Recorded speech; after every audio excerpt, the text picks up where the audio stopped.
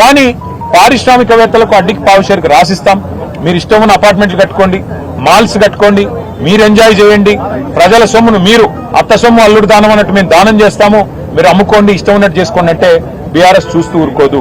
నేను పారిశ్రామికవేత్తలు కూడా చెప్తా ఉన్నా, మీరు ఈ ప్రభుత్వం ఇచ్చే ఆషాఢపు సేల్ ఆఫర్ లాంటి ఆఫర్లు తీసుకొని మీరు 4 డబ్బులు కట్టి ఇది మాది అయిపోతుంది అని మీరు అనుకుంటే మీరు పప్పులో కాలేస్తున్నారు. ఖచ్చితంగా మళ్లీ వచ్చేది బీఆర్ఎస్ ప్రభుత్వమే. మేము ఈ HILTP అనే పాలసీ ఏదైతే ఉందో దీన్ని ఖచ్చితంగా రద్దు చేస్తాం. ఇవాళ ఎవరైనా డబ్బులు పెడితే మీరు నష్టపోతారు. ఇక్కడ కార్మిక నాయకులతో మాట్లాడినాం, వారు అంటున్నారు ఈ ప్రాంతంలో 3-4 లక్షల మంది కార్మికులు ఉన్నారు, మరి మేమెక్కడ పోవాలా అని వారు మాట్లాడుతున్నారు. అంటే నిజంగా ఒక పరిశ్రమను తరలించాలంటే కూడా కొంత ప్లానింగ్ ఉండాలి. ఆ పంపించే కాడ అందుకే మా ప్రభుత్వంలో ఆనాడు ఫార్మా సిటీ అని పెట్టాం ముచ్చెర్లలో. 19,000 ఎకరాలు ఈ పరిశ్రమలు తరలించాలి అంటే అక్కడ కాలుష్యం రాకుండా జీరో ఎఫ్లూయెంట్ పెట్టి అక్కడ తరలించాలని మేము ప్లాన్ చేస్తే ఈయన వచ్చిన తర్వాత రేవంత్ రెడ్డి గారు అక్కడ కూడా రియల్ ఎస్టేట్ దందా చాలు చేసినాడు. ఫ్యూచర్ సిటీ పేరిట అక్కడ రియల్ ఎస్టేట్ దందా, ఇక్కడ HILTP పేరిట ఇక్కడ రియల్ ఎస్టేట్ దందా.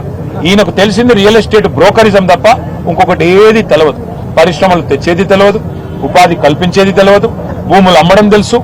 ఇవాళ మన కుకట్పల్లి కుత్బుల్లాపూర్ లో హౌసింగ్ బోర్డు ల్యాండ్లు అమ్ముతా ఉన్నారు.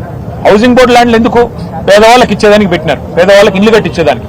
వాటిని అమ్ముతున్నాడు. రోజు చూస్తే ఇవాళ పేపర్లు చూడండి, కోకాపేటలో ఎకరం 130 కోట్లకు పోయిందని చెప్పి ప్రభుత్వం గొప్పగా రాయించుకుంది. మరి 130 కోట్లు కోకాపేటలో ఎట్లుంటది? పక్కనే ఒక 15 కిలోమీటర్ల దూరంలో ఉండే జీడిమెట్ల షాపూర్ ప్రాంతంలో ₹1 ఎట్లుంటది ఎకరం? ఇది ఎక్కడ న్యాయం?